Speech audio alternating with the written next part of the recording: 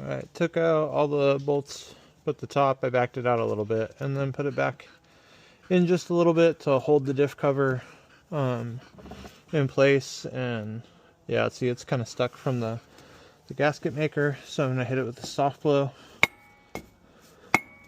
There we go, broke that free. So, oh yeah. And so it's normal for it to look like it's got a little bit of metal in it. That bluish color that a lot of that was at first, and kind of is right there.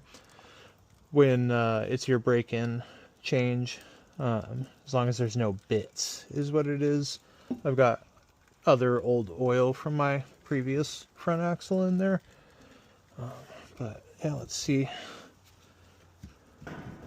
Let's see what the goods look like. If I could get this last bolt out.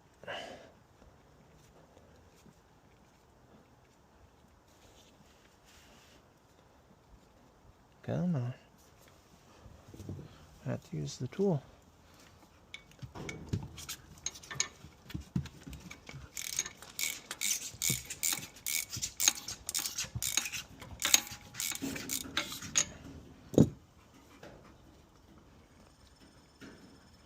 Come on. There we are.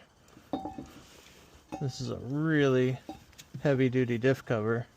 Really heavy diff cover. And still a little warm from my drive home. But yeah, there it is. A lot bigger than what's in a Dana 30, that's for sure.